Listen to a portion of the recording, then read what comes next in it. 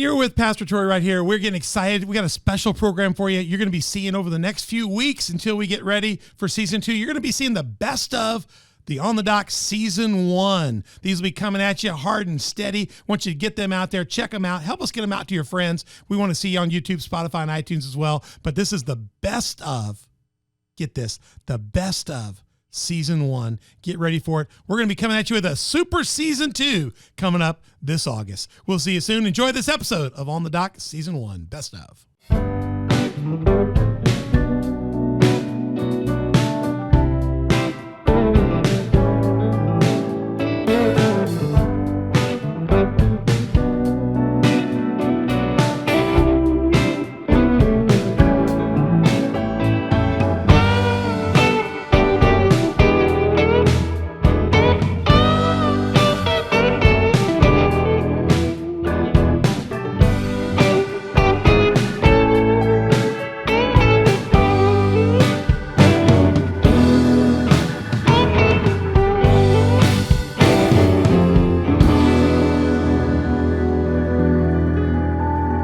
This is Pastor Troy, and you're on the dock with us. We're so excited to have you here with us, and we are blessed. We're ready to get ready with an incredible set of podcasts coming up for you right now. It's going to be just a wonderful power trip. We're going to get out there and do some amazing stuff. We've got an incredible series called FCA and the Coaches of Nations. It's going to be just a power pack loaded. We've got Roger Lipe in studio. I'm going to introduce him formally here in a minute. We're going to have some incredible other guests joining us very soon, but we want to remind you that On the Dock has one mission plan, and that is to do conversation right here in a safe studio. We're going to be here on the dock here, and you love that old music. That music, I know it's a Georgia song, but we put some Memphis blues to it, but we're in Memphis sitting back on the dock, looking at the river go by, but we're going to get you some conversation that'll get you out into the deep, and it'll propel you. We're hoping to encourage you and strengthen you to get out of the shallows and into the deep. So we thank you for joining us, and we just want to tell you that our partners out there, you can watch us on YouTube, iTunes, Spotify, and those are our main platforms. So get there and get on it. You can also check out our other partners down the side there, Google Podcasts, Facebook, Roku,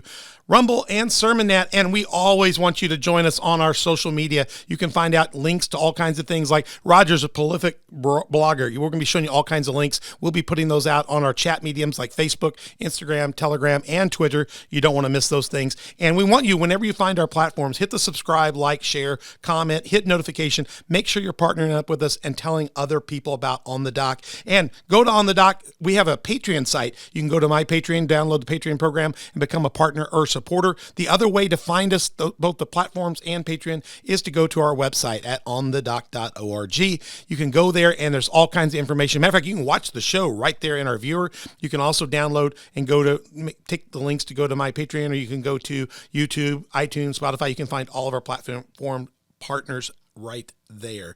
And we're going to get started now. We got Fellowship of Christian Athletes and the Nations of Coaches series. It's going to be great. Today, we're going to be looking at, in part 1, sharing faith in the public arena without compromise, almost unheard of. And right here in the studio, I've got Roger Lipe with me. Roger, welcome to On the Dock. Thanks so much, Troy. I'm thrilled to be here. We're glad to have you, Roger, and On the Dock here. And I just want to tell you a little bit about Roger here. Roger is just an incredible guy here. Roger has just come off 27 years of working for Fellowship of Christian Athletes. And let me put this up here. Here's the graphics. He's got 27 years on the right, and he's just coming out of the haunches with Nations of Coaches. But he's coming there in a big way to kind of help be a part of that incredible ministry. We'll be telling you more in some of the parts about that, all that ministry. But we want to focus in here. Roger's been globetrotting for years. He's a globetrotter around the globe. He's been leading FCA, Christian sports initiatives around the world. Roger is, I'm just going to show it to you. We're going to talk about this in one of the podcasts coming up. Roger's a prolific writer. He's an author. And just up there you see 1, 2, 3, 4, 5, 6 books. One of them is in English and Spanish. So I don't know if you get an extra book for that. Somebody had to translate it. That's great. And you can see how to get those. There's a link under there that tells you about that. We'll be coming back to you on that. You can go to crosstrainingpublishing.com, and you can just put Roger Lipe's name in the search engine. It'll come there. You can go /catalog/. But we'll have that in our show notes, and you can get to those as well. He's not just a prolific writer. He is a prolific blogger. Look at that. 4 blogs and a YouTube channel. So we'll also have those in the show notes as well, so you can get to all those sites. If you have any questions, you can always email us at info@onthedock.org. We'll get them to you directly. Get on those blogs, and we'll talk more about those coming up here real soon. Look, we're going to have all these available to you. But Roger's more important than that. Roger's married. And I love Roger, but I like his wife Sharon better. Sharon, years ago, Roger connected me with SIU football, and we got to do a lot of events. It raised a lot of money for our church to do work through Hands of Hope Foundation. We do surgical medical clinics over in Africa, and Sharon got me doing meals and stuff for the football team. She was team mom. She was what did she do? Coordinate all the work? Yeah, she was the operations manager, office manager. She did all that stuff. And team mom. I saw Sharon more times than not as players would come to meals with us. Tell them, pull your pants up. We don't show. That's not how. Man, and the players love her. Yeah. She was she was the heartbeat of that team. She's retired now, and we just appreciate Sharon. You guys got a son and a daughter-in-law, 2 grandchildren. Yep. That's pretty good. You got me beat by 1. Roger's been my good friend and spiritual mentor for 30 years plus. Come back and you need to go back and watch if you haven't. Pastor Troy's mentors. Roger was here with Shane and Fred Bishop. Some incredible work. That was a powerful set. Make sure you do that. Yeah, it was great. Really we good. brought Roger back because really Roger was here talking about that role together, and we didn't even really get into Roger's real work. So we just got to get back here. We had a whole episode with Shane that's going to air a little bit later called Pastoring in 2020 Beyond, and we got a whole episode with Roger. And so it's kind of funny. We worked for 5 episodes, and then we were able to do 4 or 5 more with you guys. That's awesome. So it's incredible. What a wealth of knowledge. Thank you for being here. And so we're going to be unpacking all of this incredible, his books, his podcast, his work. We're going to be looking at amazing. He's going to bring in some amazing guest coaches to join us down the road as we expand the discussion. We'll get into that a little bit later in one of the episodes. And wow, Roger, I haven't even really touched on any of your work or your global work, really. It's just amazing what you're doing. So let's start with this. What is the work? I know you've been for most of your 27 plus years now.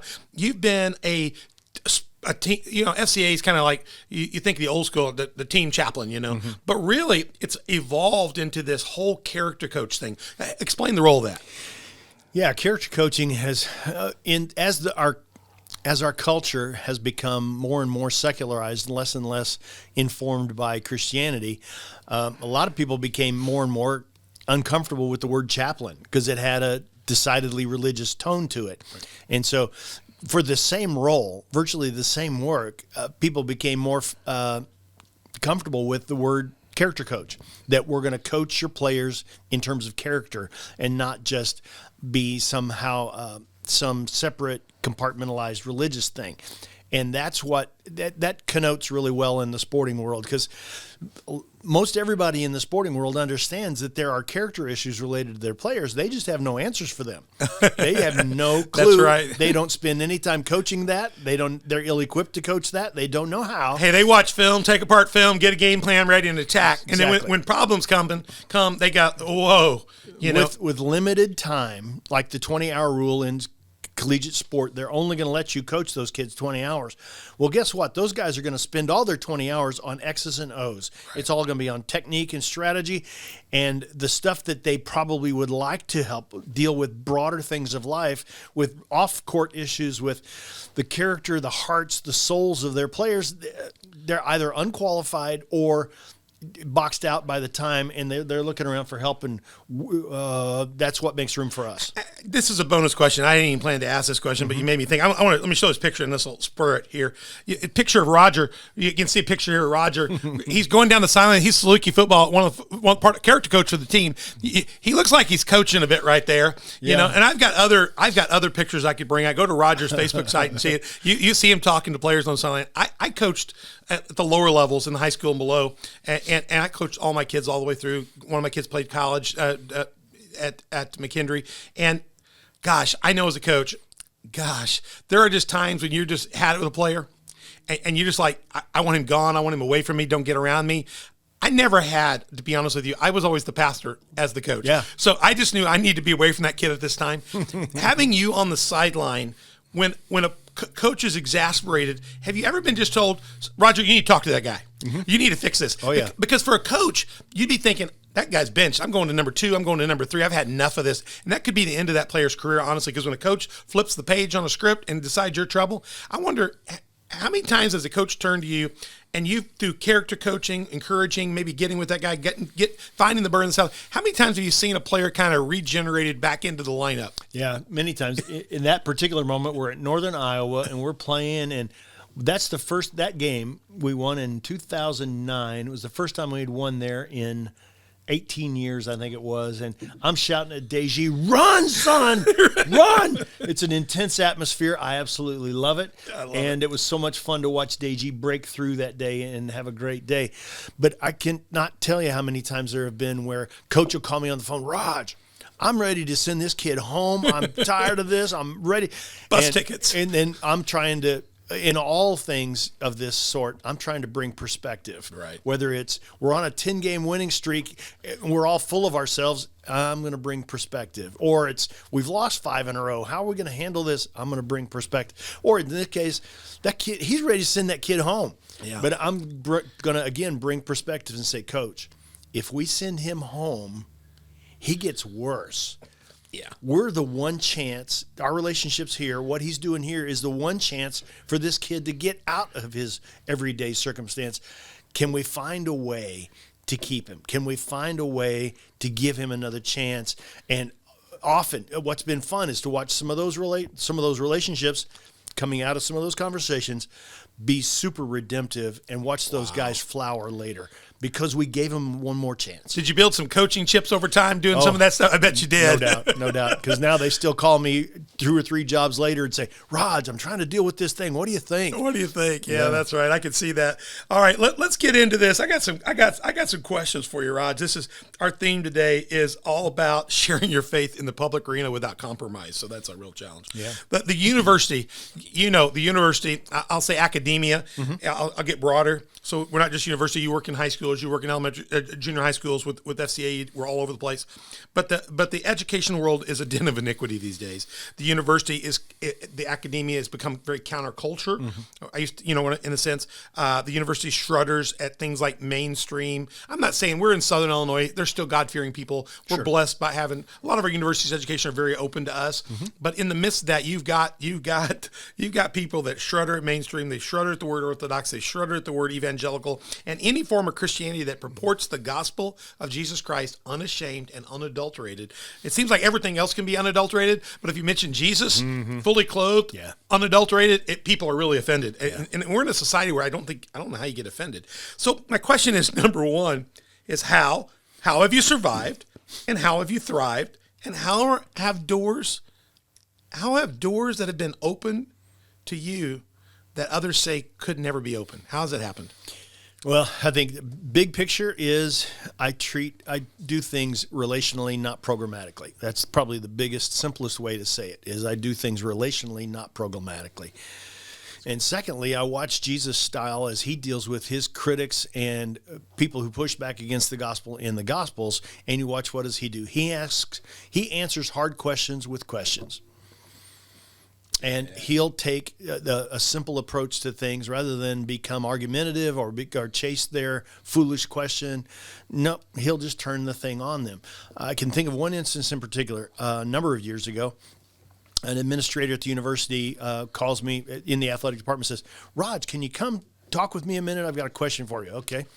And I know this person, probably can't spell Jesus, let alone know him. And so I'm thinking, all right, well, I wonder what's coming. Go in, sit down, and she's telling me the story about a recent academic banquet for all these student athletes had done really well academically. They hold this event to say, "Way to go, we're proud of you." But to start the evening, one of the head coaches was asked to do an invocation, and she prayed in Jesus' name, and then somebody after the fact comes to her, to this administrator, saying, "Does that have to be there?" They took one person out of the whole room, takes offense, and suddenly it's a big issue. Jesus. Exactly. And she says, "Is there a way to do something that's more generic or blah blah blah all that?" And I looked at her and I said, "No." I said, "You're in a place where you get to choose who you want to offend." Right. I said, "You can offend everybody of genuine faith by doing some generic thing like that, and they'll all go, 'Are you kidding me?' Yeah. Or you could take a chance that you're offending the one person who complained, or you can be pluralistic. You want to be a pluralistic society? You want to be a pluralistic university? Well, then this year you have a Christian. Next year you have a Muslim. The next year you have a Buddhist. The next year you have a Sikh." Right. Now, you get to choose who you want to offend. So you can offend them all by doing nothing. That's right. I said, and so it was funny. She said, "Oh, I had not thought about it that way. And so all I did was reframe the issue, bring some perspective, and we still have people saying invocations on the campus at those events because we removed the offense. That's great. That is outstanding. It just seems like you've entered into hundreds of relationships over the years. I mean, I bet maybe because you're a journaler. I know you are, and you keep track of that stuff. But I can't even imagine how many hundreds of relationships that you've had with student athletes, coaches, teachers. I'm sure administrators. You just gave us an example. Probably even parents. In the last 27 years, just tell me about the spectrum of those kinds of things that you run into in the work you've been doing. Yeah, that's the thing. That number's in the thousands easily because of every year on a football roster, there's 100+ guys and a dozen plus coaches, and that thing turns over every 4 years, 100%. 25% every year. And then you add in all the other sports and it becomes, holy smoke, who knows the number. But it is on all those different planes, meaning players, coaches, families, administrators, athletic trainers, it just support staff, all kinds of things all over the place. And for me, the big idea in this is my economy of time and effort related to ministry is I'm going to cast the net really broadly. And we'll talk to everybody as we have occasion and try to connect, engage everybody that we can. But along the process, I'm watching to see who's hungry. Is there any hunger? Is the wind blowing anywhere? From the John chapter 3 metaphor with Jesus and Nicodemus, after talking about being born again and all Nicodemus can see is his mother, Jesus just time out. Verse 7, don't marvel that I said you must be born again. Then he switches metaphors and he says, the wind blows wherever it wishes, and you can hear the sound that it makes, but you can't tell where it's coming from or where it's going. He says, so it is with everyone who is born of the Spirit. Not some of them, everyone. So when I walk outside, I can tell it's windy. Why? Because the tree's shaking. Right. Because the flag is whipping over there. It's windy over there. So for me, I'm just looking to see where's it windy. And it's always windy in the training room because that kid's knee hurts. It's always windy in the emergency room. It's always windy at the morgue. They're looking for hope. They're looking for answers. Right. The kid's standing there on the sideline with his knee just banged up. It's windy inside his helmet because something's pushing him around. And often it's fear. Their need goes up. Their resistance comes down. One of my best friends in ministry says, hey, the Lord's at work in your next door neighbor and in the heads of state to make their need go up and their resistance come down. Because generally when their need is low, their resistance is high. But the Lord's Spirit is moving in the world to flip that equation. And suddenly the one who's needy is the one who asks a question. She's the one who raises an objection. Or he may be the one who says, hey, Raj, tell me about this. Or the kid who carries a Bible to chapel on the weekend and think, I didn't know that kid had a Bible. Wasn't sure he could spell Bible, but there it is. What's going on there? Well, it's windy inside there. Let's talk about that. And so in that large group of people, there's a few that the Lord's drawing today. It's like John 6:44. If the Lord doesn't draw them, they're not coming. But he is drawing, and I just want to see the ones the Lord's drawing. So the few, like I just made my notes. I kind of was thinking about that over time as a character coach, you begin to get those attention zones. Yeah. These are going to be good places. These are good areas where somebody's, like you said, I love that. Their need's high, their resistance is low. For pastors, we do the same thing a bit. We know, I don't like it, but we know Christmas, Easter, Mother's Day, we're going to get extra people in. Some people think that all we preach is those 3 sermons. It gets a little frustrating. I don't ever preach those things on those days because I just don't like it. I think it's good for them to hear other things in the Bible. For sure. I do. I don't preach to Proverbs 31 woman on Mother's Day ever. I just don't.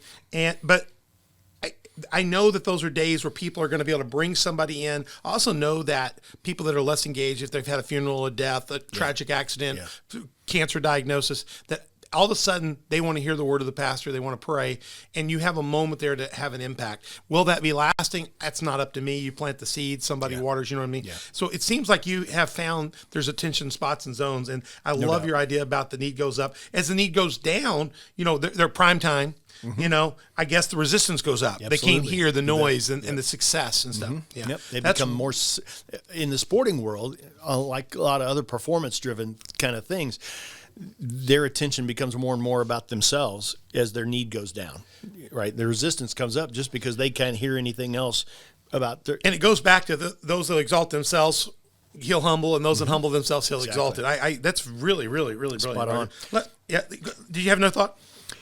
No, just that I'm constantly watching for that. In character coaching, sports chaplaincy, most of what we do is done intuitively more than it is strategically, right? There are going to be moments where we're going to do these things, but in the middle of doing those things is when I'm intuiting what's going on in the world. What do I perceive? What's going on in that heart? I like that because, as when you're coaching football, so I'll come up from my lower level coaching experience, you come into a game, you usually have 20 plays you want to run, you have a couple defenses you want to try, you're going to run a few stunts and see how they respond to it, and then honestly, the play goes out the door about first quarter. You if it's tracking, you'll stay on it. But a lot of times, something happens, player gets hurt, this happens, they fumble the ball, or you're kind of in crisis. All of a sudden, your running game goes out. You've got a plan. You come out, you do your warm ups, you do your stuff, you get your team ready, and you get on the field. Yep. Coaches have a set routine. They're very routine people. Yep. But then they also have a wealth of experience to draw on, and they get ready for the line of battle. Sounds like your work is very parallel. You come out probably, get ready to get the team ready, get focused,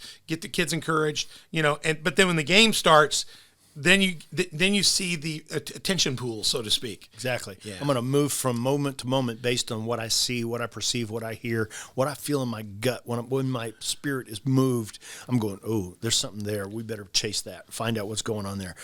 And sometimes that's a facial expression, or it's a point of contention in a relationship, and I'm going, what is going on there? It gives me something to follow up later. So I guess the thing is, sometimes you got to relax and just breathe a little bit and just wait on God to show you and be attentive. Yeah, that's what that implies. I like what you said about relationship, not pragmatically. Yeah. So it also means you've got to be attentive to the Lord. You've got to have a relationship with the Lord. You got to understand the kids so you can see what's good and bad. So you've been observing a lot. They're up or they're down, and there's an opportunity. So it takes a lot of I'd say there's a lot of observation hours here.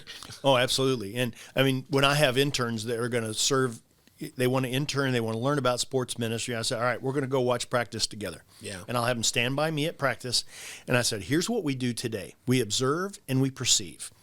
We're just going to stand here and watch practice, but we're not watching technique points. We're not watching strategic points of how well did they run that drill. I'm watching that facial expression. I'm watching this communication between those coaches or between those players.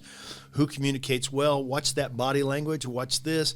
And they go, oh. Who's having a good day? Exactly. Who's having a bad day? Right. See that frustration on that kid's face? Oh. The line coach has been hollering a lot at one kid. You've heard the same name. Exactly. Right. When I played, it was Benetone. It was never good. Yeah, and you're going, okay, why is that coach on that kid so hard? Yeah. And now that gives me something. Is it the coach? Is it the kid? Or is it both? Or is it both? Exactly. Both are having a bad day. That's right. And I'm like, okay, coach, I saw you really riding Johnny today. What's up with that? And he may say, that kid has more potential and he just doesn't know. I'm trying to figure out how do we get that out of him. And now I know what he's driving for, right? Yeah. But that's so good because there in the preaching world there's manuscript preachers and they can be very good.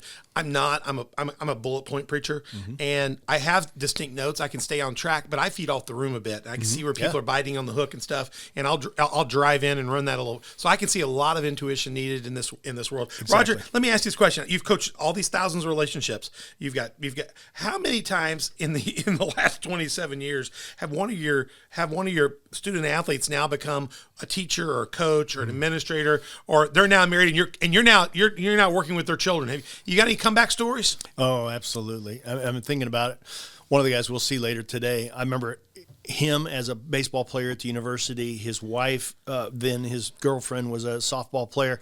Super competitive people, and I'm watching their early relationship, watching the young guy come to Christ, and she's telling about, at an FCA meeting, hey, this guy just did this, and I'm looking at him, and he had answered an altar call at an event, and I'm looking at him across the room, and I think, he has no idea what he did. He has no clue. He's here for the girl. And I think, and so after the meeting, I said, "Hey, how about we get lunch this week and talk about just talk about things?" Okay, good. So we get there, and I said, "All right." The other day, she said you answered this altar call and all that, and he said, "Yep." And I said, "Do you understand what that means?" He said, "Nope." I said, "You want to?" And he said, "Yep." And so I explained, this is part of the process of beginning to grow in Christ. Yeah, I made a decision, but I don't know what it means. And now how do we pursue this? Wow. And to start discipleship with him, I did their wedding. Wow. I was part of now they have 3 kids, and I'm watching them grow up, and they're both teachers and coaches. And to watch their lives in Christ blossom and flower and produce fruit, man, that's big stuff. Which one of the coaches is this? That's Coach Emmerich. Coach, you want me to show a picture? Yeah. I can do it. I've got his photo for this afternoon. That dude. So that family there came out of that whole process? Yeah. The FCA meeting. And he and Crystal were there, and I'm watching their young relationship. When I'm talking with Crystal over coffee one day, because I'd watch them, and they're hyper-competitive people. I mean, they're both highly achieving collegiate athletes. Uh-huh. And by their nature, they're competitive enough that even in their relationship, they tease each other a lot. That's great. And I remember sitting with Crystal over coffee at Panera, and I said, "Crystal, if you want your relationship with Nathan to grow, you really need to stop teasing each other." And she looked at me, and I said, "Because I know those are done in fun, but some of those probably hit a little closer to the heart than you'd like." And she said, "That's right." Yeah. And I mean, it went just like snap. Changed. That's great. And their relationship grew. It was she's teachable. I mean, she's coachable. Praise God. And I said, if you want it to grow, you should do this. And she did. And it was phenomenal. Thanks for sharing that. That's great. I can't wait to meet them this afternoon. It's going to be great. We're going to have a great podcast with those guys coming in. It's going to be incredible. Now, this is my big complex theological question. I'm going to get pastoral with you for a minute, but I spent a whole year teaching on Daniel. So I think from the mindset of the world we're in, we are now, the Christians we're fairly countercultural. We're the oddity. Absolutely. Yeah. So we're kind of like Daniels today. So you've been a Daniel to so many organizations, institutions, and considering how Daniel operated through 4 different kingdoms. Yeah. Different kings. He was appreciated and revered by all 4 of those kings. All 4 of those kings. And though he operated in a kingdom of God paradigm, a different paradigm than their heathenistic ones, in the end, Daniel actually changed the heart of kings. Yeah. And if you really know the story, when he gets to the Persian king, the last king, Cyrus releases the Jews to begin to return to Israel. Mm-hmm. And really Daniel's work, so to speak, in the breach, along with Shadrach, Meshach, and Abednego, those guys were in hostile environment. They did not compromise, and they disobeyed a few things, but they did it in such a way that the king, they had poker chips with the king. Yeah, and in the end, they took their punishment, and whether it's the lion's den or whether it's the 3 in the fire, these guys came out in such a way that, I mean, it was amazing. So do you ever feel like you're a Daniel, and do you ever feel like you've been in the lion's den or the fire pit, and how do you handle that, and what's some strategy there for people dealing with that today? Yeah, I've certainly not encountered any sense of opposition to that level, right? That's 27 years. That's unbelievable, yeah. Roger. Right. I've not been thrown in a lion's den. I've not been thrown into prison. That's what I mean. Oh, okay. I got you. Not that severe. Well, you've been in places that could happen, though. Exactly. Yeah. But here's the thing for me. It's I think what Daniel understood, and this is what informs my work, is I know who I am at my core, and I know what my highest values are, and I don't have to compromise those things because I'm also aware of what value I bring to the process. And so that's what I know they value, right? If I have something they need, they'll make a room. I was just talking with a player this morning about Proverbs 18:16. A man's gift makes room for him and brings him before great men. And whatever giftedness the Lord has given me, it allows me entrance. And then how I conduct myself once in the door is up to me. But it's like a lot of other things. I don't pick fights. Don't have to. I remember talking with Jim Sloan, who's a guy you've known forever. Great he served pastor, a long time in one pastorate. And I said, Pastor, how do you do that in the United Methodist Church where normally they just move guys around all the time? Right. How do you do that? And he said, well, I found out there's a list of things worth dying for. It's really short. There's a list of things that are worth fighting over. It's still a pretty short list. He said, there's another list of things that are not even worth an argument. That's a really long list. If you know which items are on which list, it really helps. And so for me, if you wanted to be offended, you could easily be offended. I just refuse most of the time to take offense at things. That's fantastic. And so, but because I'm more interested in the relationship with those people than I am in somehow thinking I'm protecting a brand or no. It's like guys will, it's people curse all over the place in the sporting world, and guys will sometimes look around, oh, Raj, I'm sorry. And I was like, son, I'm not offended.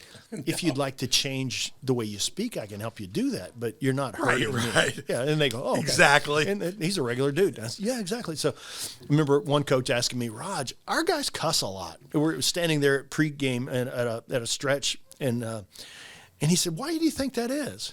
I said, yeah, I've noticed. And he said, why do you think that? I said, Coach, it's tough guy culture. They think that's how tough guys talk. Right. And you and I know that's not true. But they're 18 to 22-year-old knotheads. They just don't know yet. So it's just tough guy culture. And some of them just don't have any other adverbs. That's right. They're very short vocabulary, right? No, I know Fred, who serves as a mentor to both of us, he always says, no offense if you take no offense. Yeah. And you can really... you can bring down the temperature. Absolutely. And your role primarily is to bring down the temperature and get back into relationship and get communicating. Yeah, because I value relationship more than I do that other stuff. And it's Proverbs 15:1. A soft answer turns away wrath, but a harsh word stirs up anger. That's good. And so I'm not going to stir it up. Nope. Rather, I'm going to find a way. So can we pacify the moment to get to the real issue? Because the issue is not that guy's tongue. No, the issue is his heart. That's right. Jesus said it's out of the abundance of the heart that the mouth speaks. Your tongue is not a tongue issue. It's not even a vocabulary issue. It's a heart issue. That's outstanding. Roger, last question. Here you go. This is, I'm going to sum it up. This is On the Dock. We're all about getting people out of the shallows into the deep. And so the last question is one to coach us on and coach our listeners on is, what are those maybe 3-4 things? You've given us some really good things here, and you can pull from those or others. What are those 3-4 things that we need to learn so that we can become God's ambassadors in those similar situations, whether we're character coaching in our office, whether we're working with our employees, working with our own kids, maybe we get a chance to be a FCA huddle coach for a local sports team or something. What are some 3 or 4 things that you would say start with? Yep. I would look at couple of texts of scripture. 2 Corinthians 5:20 says, we are Christ's ambassadors, as though the Lord was making his appeal through us. And we are that. We walk around in the world as ambassadors for Christ. We represent his kingdom in another kingdom. That's what an ambassador 2 Corinthians 5:20. And that we are that. We represent the Lord in a foreign kingdom. So understand that first and foremost. Absolutely. We are countercultural by our nature. And Daniel understood that. Absolutely. He did what he had to do, even when he told the king, well, you'll have to put us on the fire, put me in the lion den. I understand. I'm not going to compromise here, but I understand what you have to do. Respectful, even if you had to hold your ground. And honestly, just be the kind of ambassador that when that king stayed up all night praying for him in the lion's den, you know what I'm saying? Absolutely. You realize he had changed that guy's heart, that he would become his advocate even in what he had to do. Exactly. Yeah, I love that. And so some of that is understanding I am an ambassador to the Lord's kingdom. I happen to be in a foreign land. It's okay. I want to honor the one who sent me. That's the point. So that's part of what gives you your ethical stand in wherever you happen to be. And then the other part of this is understanding there are residuals to that. Part of it's like 2 Corinthians, maybe chapter 2. He says, we are the aroma of Christ in the world. We smell like Jesus when we walk around in the world. And even sometimes without trying, we witness just because they're observing us. Right? We look like victory to some, and we look like death to others. We smell different to them, and they go, oh, this reminds me of my own brokenness. And so they feel condemned in their hearts just because we're standing there. Other times they're going, man, that's what I want to be. And so it smells like life to them. They want that stuff. So some of it's, you're not even trying. You're just standing around, and your presence has life in it. Holding your ground, being an ambassador, smelling it, and being a witness, even when you're not speaking or talking, you'd say start right with that. Exactly. And that's what's going to give you the base to begin to have relationship. Yeah. You're going to diffuse and any last ones on that? Yep. 2 things I would say to do this kind of thing well in the world is to love extravagantly. It's going to take some extravagant love to deal with some people. modest. No, Coaches can be hotheads. Oh, The parents can be hotheads. Everybody can be. Lots of high maintenance. These are competitors. People. These are warriors. They get steroided up. No, I don't mean steroid, but like what's the word? Testosterone. Yep. They get testosterone up. They're battle mode. You bet. The mom's in battle mode. Me too. My worst mothers were I had a mother that, I mean, she could just scream from the stands all the way through high school. She was shuddering. It was a woman. Yep. Oh, and my. the thing is, you have to love them extravagantly. And secondly, you have to serve selflessly. This is not for me. This is not about me. I'm going to do what I can to serve in a way that demands nothing. Nope. I'm here to give myself away. It's hard to not like that. That is winsome by its very nature. And so that wins hearts quickly. It builds relationship quickly. When you love that way, you serve that way, it sets the table for you. Well, I love that. So we're going to be in that. We want you to start off, if you want to get out here and do this kind of work, even at the lower level, you need to, first of all, be an ambassador. You need to know whose you are. You're Christ. I love what you said. I know who I am. And I, at the core, I know who I am. You're a child of God. Then you know what value I bring. I love that one thing. There's a song we have out called "I Am a Child of God." Yeah. We just need to have that there, but then we need to be that child of God, whether we're talking or not talking, and observation, just presence, and then love extravagantly and serve selflessly. Be ready. Those are great words. Most coaches like me around because I always encourage. I never criticize. I never condemn. I never complain. I always encourage. And there are way too few of those people in the sporting world that are going to consistently encourage. I like that. On the worst day, we lose 100-0. I'm going to find something to encourage. I love that. That kid made great effort. I'm proud of you, son. Way to go. You did great today. I love that. Roger, this is incredible. We're just getting started here. Let me just tell you about Roger again one more time before we get out of this episode. We'll be back in part 2 in a minute. I'll tell you about that. Roger is with Nations of Coaches. You can check that on the screen. And Roger's their character coach director. We'll get into a lot about that in episode 3 of this series, and you can connect with Roger through his email there, rlipe@nationsofcoaches.com. Check out Nation of Coaches at nationsofcoaches.com, their website, and you can find out more about how you can support their work, the efforts of Nation of Coaches, by going to their webpage. They got a donate link. It's on the far right of their header page. Click on that, and you can find out more about them and how to support them. Again, I told you earlier, Roger is a prolific writer. He's got more than these 3 books, but these are the 3 ones up. I've got one right here. Here's one right here. I'll give it to Lucas right there. That's great. One of my favorite out there because it's Whistles and Wedding Rings. Now, this is for coaches, but I have to tell you, you can read this as a pastor because there's so much about pastoring that's like being a coach. Yeah. For the family, trust me, it's very similar. We're going to talk about that. These coaches, I know, I've done both. I know what it's like for them to talk about you and you stand, your wife's listening to you. I know what it's like for them to talk about a pastor when the wife's listening. People want you at all times. You can't go eat anywhere. Everybody knows who you are. So Whistles and Wedding Rings, great one. It gets into a lot of the core values and stuff. So we'll talk about this more in the next episode. He's got Coaching Our Family Business. That'll be Pastoring Our Family Business and Becoming an Effective Sports Chaplain or Character Coach. Roger, I think what you need to do in your next phase of your life is you need to rewrite all these for pastors because they're very, very effective for what we do because we are coaches in a sense in the kingdom of God. So check those out, crosstrainingpublishing.com. You can check out the catalog there or look up Roger Lipe in the search engine there and get those ordered. They're fantastic. It'd be great gifts. You could just be an ambassador by buying these gifts. Give them to your coaches. Yeah. Give them to the coaches of your kids. It's like an apple. Give them an apple. Then Roger's got all kinds of blogs, 4 different blogs. You'll see those in the show notes. Check those out. And Roger, can people connect with you on those blogs? Or you?